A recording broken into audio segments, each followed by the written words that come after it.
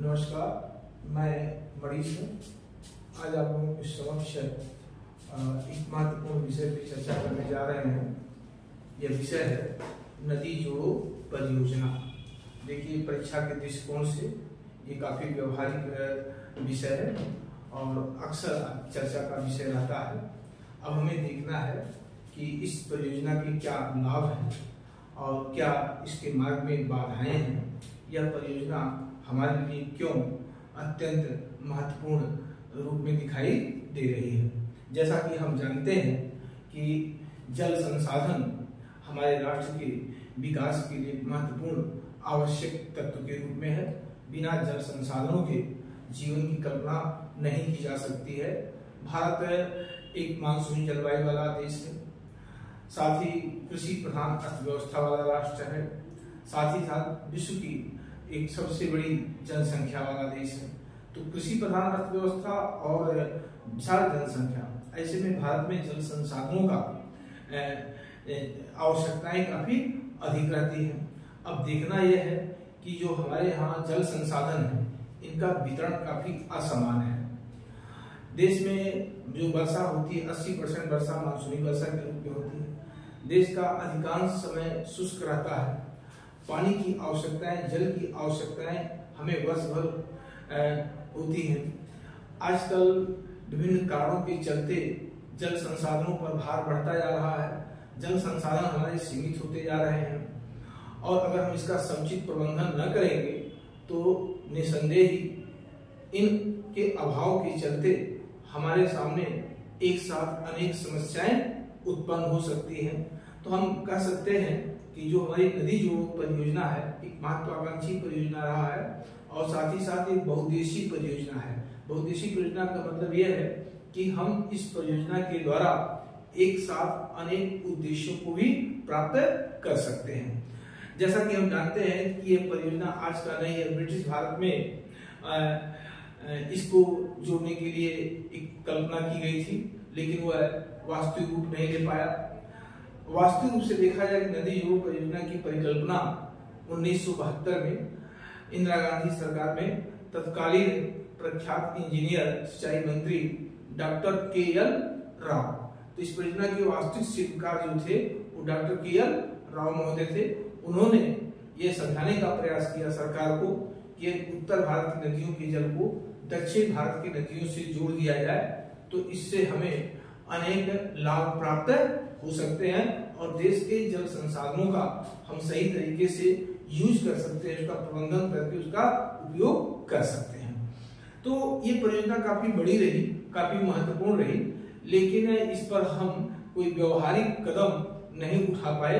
कारण यह था कि इस परियोजना को अगर हम एक साथ लागू करते हैं तो इस पर हमारे अर्थव्यवस्था पर नकारात्मक प्रभाव पड़ता है, क्योंकि हमारी जो अर्थव्यवस्था है उतनी स्ट्रांग ना होने के कारण ये इस पर बड़ा लागत आप समझ सकते हैं कि 1970 के दशक में अगर इस परियोजना को शुरू करते तो 5 लाख करोड़ रुपए का हमें इस पर व्यय करने की आवश्यकता पड़ती। आज हम इस परियोजना को संपूर्ण रूप से एक साथ लागू करें तो 20 से 25 लाख करोड़ रुपए की आवश्यकता पड़ेगी। तो ऐसे में हमने देखा कि इतनी बड़ी लागत जो है वो अभी हमारी अर्थव्यवस्था इसके अनुकूल न होने के कारण इस परियोजना को हम आगे नहीं ले जा सके। समय समय पर अनेक प्रधानमंत्री काल में इस परियोजना को वास्तविक रूप देने का प्रयास किया गया, लेकिन वो संभव नहीं हो पाया।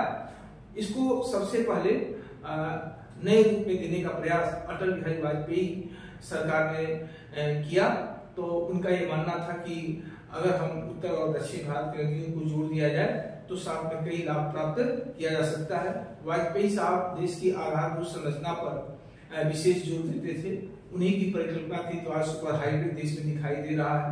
उन्होंने ही भारतमाला सागरमाला परियोजना को भी जो है विकसित करने का लक्ष्य रखा। शेष समुद्र परियोजना को भी वास्तविक देने का प्रयास किया। तो उनका एक बड़ा विजन था और उसी विजन में उनकी एक चाहत थी कि उत्तर और दक्षिण भारत की नदियों को जोड़ दिया जाए। अब विषय यह था कि उस समय तो उन्होंने प्रयास किया, लेकिन उनके प्रयास पर विराम इसलिए लग गया क्योंकि हमारे देश में दो ऐसे संगठन हैं जो हमारे किसी भी विकासात्मक कार्यों पर पहले विरोध करने के लिए आगे आ जाते हैं और इसीलिए हमारी परियोजनाएं समय से पूरा नहीं हो पाती है। एक पर्यावरणविद और दूसरा मानवाधिकार संगठन, ये दो ऐसे एलिमेंट हैं कि जब भी आप कोई नया सोच, नया विचार लेके आते हो तो उनको पर्यावरण की भारी क्षति दिखाई देने लगती है और उनको मानवाधिकार संगठनों को मानव के अधिकारों का हनन दिखाई देता है। और इसके बाद ये विषय बिंदु जो होते कोर्ट कचहरी का मैटर हो जाता है तो लंबा विवाद का विषय बन जाता है और परियोजना बीच रास्ते में ही अटक भटक जाती रही। उसका हाल इसका भी इसी तरह से इसका हाल नदी जोड़ो परियोजना के रूप में भी हो रहा था, लेकिन अब हम इसे व्यवहारिक रूप देने का तेजी से प्रयास कर रहे हैं। तो अब जैसे हमारा उद्देश्य है कि हम अपने देश के जल संसाधनों का सही तरीके से उपयोग करें। आज वर्तमान में हमारे सामने जल संसाधनों की जो है क्षमता लगातार क्या हो रही है, कम हो रही है। जैसे हमारे जो जल संसाधन के स्रोत हैं, चाहे भूगर्भीय जल भंडार हैं, चाहे नदियां हैं, अब जलवायु परिवर्तन के कारण मौसम में परिवर्तन दिखाई दे रहा, वर्षा की मात्रा कम हो रही, ग्लेशियर सूख रहे हैं, पिघल रहे हैं, तो नदियों के प्रवाह में कमी भी आ रही है। तो कहीं न कहीं हर राज्य जल संसाधनों को लेकर के संकटग्रस्त होता हुआ दिखाई दे रहा है। तो ऐसे में अगर हम इस परियोजना को बढ़ाते हैं तो इससे हमें कई लाभ प्राप्त हो सकती है। अब क्या क्या लाभ प्राप्त होगा, पहले हम इसी बात को सोचें। हमारे इस नदी जोड़ो परियोजना का जो वास्तविक शुरुआत है, ये गंगा नदी बेसिन क्षेत्र है और ये है हमारी कावेरी। अगर हम गंगा नदी के जल को उत्तर दक्षिण यहाँ से जोड़ देंगे और इधर हमारी नर्मदा नदी है और इसको लेकर के हम राजस्थान तक पहुंच सकते हैं। कहने का मतलब हमारा ये है कि हम उत्तर भारत की नदियों को दक्षिण भारत की नदियों से जोड़ देंगे तो हमें क्या क्या लाभ मिल सकता है। पहली बात तो लाभ आपको मिल जाएगा कि हम जल संसाधनों का समुचित प्रबंधन करके देश के जल संकट को कम करने में हमें मदद मिलेगी।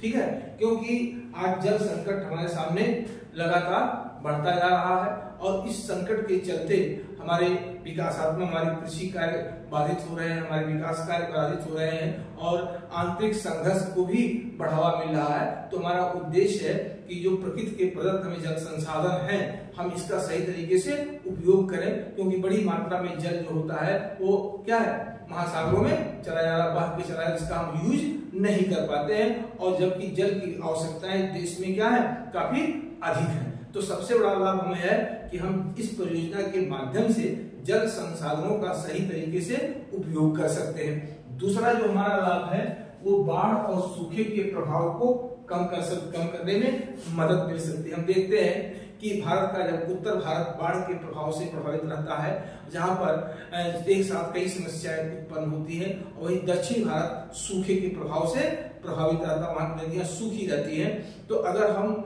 गंगा नदी को सोन से महानदी से कृष्णा, गोदावरी से कृष्णा से कावेरी जोड़ देंगे तो हम उत्तर भारत में जो बाढ़ का प्रकोप होता है उसके प्रभाव को कम करेंगे और दक्षिण भारत में जो जल संकट की समस्या गंभीर बन जाती है, सूखे का प्रभाव बना रहता है, उसके प्रभाव को हम कम कर सकते हैं। देखिए, बाढ़ और सूखा एक प्राकृतिक वस्तु है, हम इसको रोक नहीं सकते हैं, लेकिन अगर हमारा प्रबंधन अच्छा है तो हम इसके दुष्प्रभाव को कम कर सकते हैं। और मुझे जो लगता है कि नदी जोड़ो परियोजनाओं के माध्यम से हम बाढ़ और सूखे के दुष्प्रभाव को कम कर सकते हैं। उत्तर भारत में बाढ़ के प्रभाव को कम कर सकते हैं, दक्षिण भारत में सूखे के प्रभाव को कम कर सकते हैं। तो एक बहुत बड़ी उपलब्धि हमारी हो सकती है।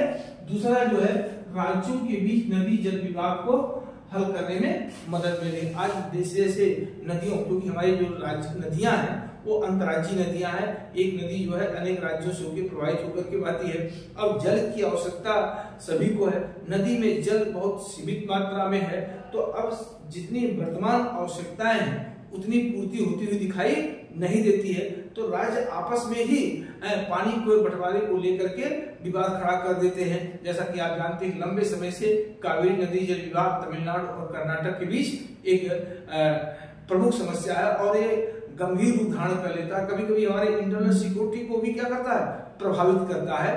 तो अगर हम नदी जोड़ो परियोजना को आगे बढ़ाते हैं और उत्तर भारत नदियों को दक्षिण भारत नदी जोड़ते हैं, तो दक्षिण भारत के नदियों में, उसके जलाशयों, तालाबों में वर्ष पर्यंत पर्याप्त मात्रा में जल की उपलब्धता बनी रहेगी और इस उपलब्धता के चलते राज्यों के बीच जो जल के बंटवारे को लेकर जो विवाद होता है वो विवाद का समाधान लंबे समय तक लिए किया जा सकता है और अस्थायी शांति स्थापित की जा सकती है। राज्यों के विवादों को हल किया जा सकता है वो तब जब हम उन राज्यों के जलाशयों में पर्याप्त पानी पहुंचाने में सफल हो सकते हैं और ये सफलता तभी हमें मिल सकती है जब हम इस गंगा कावेरी लिंक नहर परियोजना को आगे बढ़ाने में सफल हो सकते हैं। तो मेरा मानना है कि आज देखते हैं कि हर राज्यों के बीच नदी जल विवाद को लेकर के कहीं कहीं छोटे मोटे बड़े विवाद, कभी कभी हरियाणा पंजाब के लिए भी विवाद होता है, कभी दिल्ली और हरियाणा के लिए विवाद बना रहता है,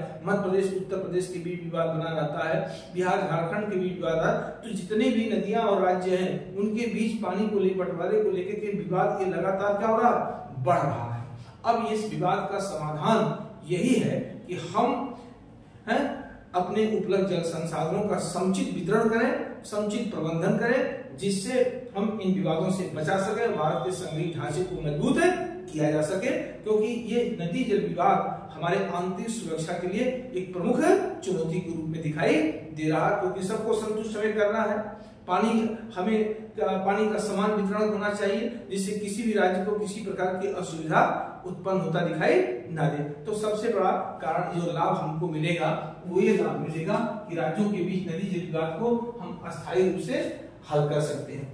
तीसरा ये होगा, प्रायद्वीपीय भारत में 16 लाख हेक्टेयर भूमि की सिंचाई कर सकते हैं। ये जो हमारा अर्धशुष्क क्षेत्र है और शुष्क क्षेत्र जहाँ वर्षा कम होती है, यद्यपि जैसे आपने इंदिरा गांधी नहर को वास्तविक रूप दिया तो आज जो राजस्थान मरुस्थलों के रूप में जाना था, अब राजस्थान देश का एक प्रमुख खाद्यान्न फसल उत्पादन करने वाला राज्य बन गया है। चाहे वो सरसों का उत्पादन करता है, गेहूं का उत्पादन करता है, मक्के ज्वार बाजरा का उत्पादन करता है। ये तभी संभव हुआ जब हम इंदिरा गांधी नहर को राजस्थान के पश्चिमी भाग में जल से सिंचित करने में सफल रहे। तो जैसे राजस्थान के नहर के विकसित हो जाने से राजस्थान देश का प्रमुख कृषि उत्पादक राज्य बन गया है, वैसे ही अगर हम इस परियोजना को आगे बढ़ाते हैं तो प्रायद्वीपीय भारत के लगभग 16 लाख हेक्टेयर भूमि पर सिंचाई सुविधा विकसित करके खाद्यान्न उत्पादन, विभिन्न प्रकार की फसलों के उत्पादन को बढ़ावा दे सकते हैं और भविष्य में होने वाले काफी खाद्यान्न संकट को रोका जा सकता है। तो सबसे बड़ी उपलब्धि है। तीसरा है कि देश में लगभग 32,000 मेगावाट जल विद्युत का उत्पादन किया जा सकता, क्योंकि इस गंगा कावेरी लिंक मार्ग में जगह जगह हम छोटे छोटे हाइड्रो इलेक्ट्रिक प्रोजेक्ट को डेवलप करेंगे तो हम कुल मिलाकर के लगभग 32,000 मेगावाट जल विद्युत का उत्पादन किया जा सकता है। इससे स्थानीय स्तर पर स्थानीय लोगों को ऊर्जा संकट से बचाया जा सकता है। तो ऊर्जा संकट से बचा सकते हैं अगर हम इस परियोजना को आगे बढ़ाते हैं, सिंचाई का विस्तार करके खाद्यान्न संकट से बच सकते हैं, विद्युत का उत्पादन करके ऊर्जा संकट से बच सकते हैं। तो कहने का मतलब है कि इस परियोजना हमारा जो है मल्टीपर्पज परियोजना है, हमारे देश के आर्थिक सामाजिक विकास में एक महत्वपूर्ण योगदान दे सकता है।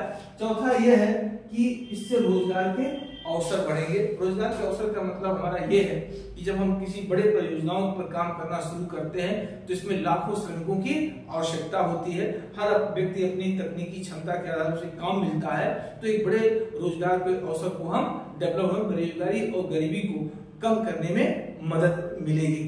चौथा जो सबसे बड़ा है, इस्पात, सीमेंट जैसे उद्योगों को बढ़ावा मिलेगा, क्योंकि ऐसे परियोजनाओं के विकसित करने से बड़ी मात्रा में इस्पात और सीमेंट की आवश्यकताएं भी बढ़ जाती हैं। तो ऐसे उद्योगों को प्रोत्साहन मिलता है। कहने का आशय यह है कि हम नदी जोड़ो परियोजनाओं के माध्यम से हम एक साथ अनेक उद्देश्य की प्राप्ति कर सकते हैं, चाहे वह जल संसाधनों का समुचित प्रबंधन हो, चाहे वह बाढ़ और सूखे के बढ़ते प्रभाव को कम कर सकते हैं, राज्यों के बीच नदी जल विवाद को हल कर सकते हैं और राज्यों के बीच नदी जल विवाद को हल कर सकते हैं और राज्य के अंदर अस्थायी शांति का बढ़ावा दे सकते हैं, बाढ़ और सूखे के प्रभाव को कम कर सकते हैं, सीमेंट इस्पात उद्योगों को बढ़ावा मिल सकता है, रोजगार के अवसर मिल सकते हैं। तो एक साथ मेरा मानना है कई लक्ष्यों को हम प्राप्त कर सकते हैं। अब विषय आता है कि इस मार्ग में बाधाएं क्या है। देखिए, परियोजना तो काफी महत्वाकांक्षी परियोजना है, काफी बड़ी परियोजना है। आज के डेट में अगर हम देखें कि इस परियोजना को एक साथ देश में लागू करें तो लगभग 25 लाख करोड़ रुपए से अधिक का बजट हमें बनाना पड़ेगा।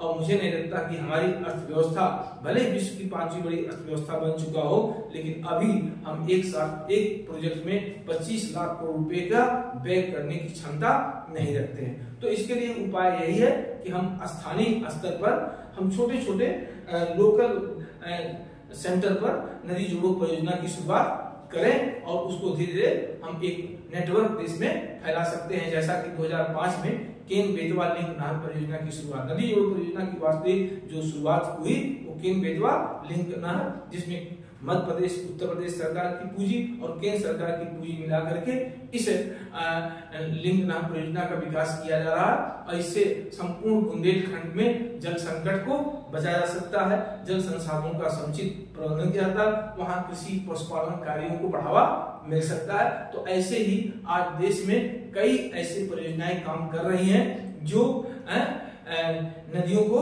जोड़ने का प्रयास किया जा रहा, तो एक लाभ को हमें दिखाई देना शुरू कर दिया है।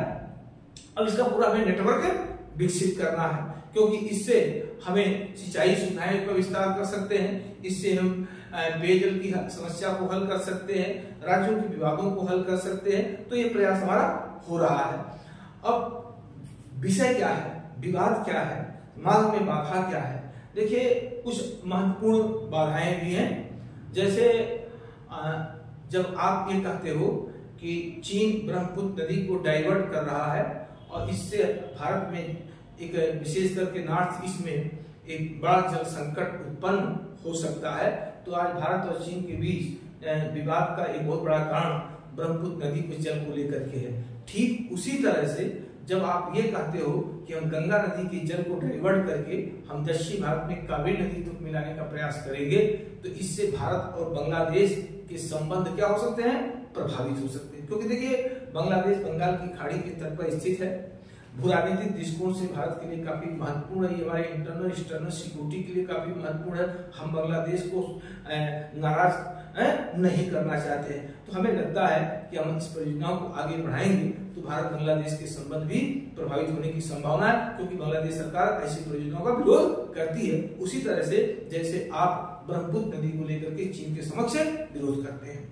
दूसरा ये है कि अगर हम इस परियोजनाओं को एक बड़े रूप में विस्तारित करते हैं तो इससे लाखों हेक्टेयर वन संपदा हमारा नष्ट हो जाएगा, अर्थात हमारे पर्यावरण का अतिक्रमण होगा, तो पर्यावरण को भारी क्षति होने की संभावना है। बहुत सारे वन संपदा नष्ट होंगे, उपजाऊ कृषि भूमि भी बहुत बड़ी संख्या में नष्ट होगा और बड़ी संख्या में लोग अपने ही देश का नागरिक क्या है, अपने ही देश में शरणार्थी जीवन जीने के लिए विवश हो जाएगा। एक प्रकार से इन्वायरमेंटल रेफ्यूजियों की संख्या लगातार बढ़ जाएगी। तो इसी कारण के चलते मानवाधिकार संगठन और पर्यावरणविद इस बड़े प्रोजेक्ट को लेकर के भारत सरकार से विरोध दर्ज करते हैं, उसको लेकर के सुप्रीम कोर्ट तक भी जा चुके हैं। तो सबसे बड़ा है कि हम इससे हमारे बांग्लादेश के संबंध प्रभावित हो सकते हैं, वन संपदा मृदा आदि के क्षरण होने की समस्या आ सकती है और साथ साथ बड़ी संख्या में लोगों के विस्थापन की समस्या होगी, जिनके समक्ष रोजगार और पुनर्वास की समस्या उत्पन्न हो सकती है। तो ये कुछ बेसिक जो है समस्याएं हैं और इन्हीं समस्याओं आदि के चलते हम इस परियोजना को संपूर्ण देश में एक साथ लागू नहीं कर पा रहे हैं, चाहे इसका एक बड़ा भारी भरकम बजट हो, चाहे बांग्लादेश के साथ संबंधों की बात हो, चाहे मानवाधिकार और पर्यावरण विदों के विरोध की बात हो, लेकिन फिर भी आज समय की आवश्यकता है कि हम इन चीजों को ध्यान भी रखें और साथ साथ अपने संतुलित विकास की अवधारणा पे काम करें। तो मुझे लगता है कि परियोजना हमारे लिए व्यवहारिक सिद्ध होगी, क्योंकि आज जल संसाधन हमारे लिए एक प्रमुख चुनौती बनता जा रहा। आज भारत में जल संसाधनों की कमी लगातार बढ़ती जा रही है, जबकि भारत में इन संसाधनों की मांग क्या हो रहा है, बढ़ रहा है। एक तरफ हमारे सामने वर्षा की मात्रा कम हो रही है, जलाशय सूखते जा रहे हैं, नदियों का प्रवाह कम होता जा रहा है और जल संसाधनों की मांग लगातार बढ़ती जा रही है। तो कहीं न कहीं प्रकृति के द्वारा उपलब्ध जो भी जल संसाधन है, इसका प्रबंधन तरीके अगर सही तरीके से हम प्रबंधन करें तो हम इसका समुचित उपयोग कर सकते हैं और देश में एक साथ कई उद्देश्यों की प्राप्ति की जा सकती है। तो मुझे लगता है कि यह परियोजना काफी व्यवहारिक है और इसे वास्तविक रूप देने की आवश्यकता है, जिससे हम आने वाले बहुत सारी चुनौतियों का सामना कर सकते हैं। तो हमें लगता है कि परियोजना काफी महत्वपूर्ण साबित हो सकती है। तो आज का हमारा एक संक्षिप्त टॉपिक इन्हीं विषयों पर था। अगर हमें कंटेंट पता रहेगा तो हम 200, 250, 300 शब्द आराम से लिखा जा सकता है, बशर्ते हमारा जो तथ्य है वो पूरी तरह संगत ढंग से होना चाहिए कि कैसे राज्यों के विवाद को हल कर सकता, कैसे आंतरिक सुरक्षा के लिए चुनौती बन सकता, कैसे हमारे ऊर्जा सुरक्षा को सुनिश्चित कर सकता, कैसे खाद्यान्न सुरक्षा को सुनिश्चित कर सकता है, बाढ़ के प्रभाव को कैसे कम कर सकता, सूखे के प्रभाव को कैसे कम कर सकता। तमाम घटनाओं का उदाहरण देकर के अगर हम लिखेंगे तो एक बढ़िया इस पर आर्टिकल लिखा जा सकता है। और ये चूंकि मुख्य परीक्षा के दृष्टिकोण से काफी महत्वपूर्ण है, और किसी परीक्षा के दृष्टिकोण से महत्वपूर्ण हो या न हो, लेकिन आप भारत के नागरिक हो तो इन सब चीजों का ज्ञान आपके पास होना चाहिए, क्योंकि ये तुरंत मुद्दे हैं, ये पूरे समाज को प्रभावित करने वाला विषय है, ये किसी एक छात्र का विषय नहीं है, ये पूरे समाज का विषय है। तो जल संसाधनों पर सबका ध्यान देना होना चाहिए और हमें ऐसे परियोजना का समर्थन भी करना चाहिए। ठीक है, तो आज का विषय यही है। अगर ये पॉइंट हमारा बेहतर लगता हो, सुधार की गुंजाइश तो हमेशा रहती है, लेकिन अगर आपको अच्छा समझ में आता है तो आप इसको सब्सक्राइब जरूर कर सकते हैं। जय हिंद।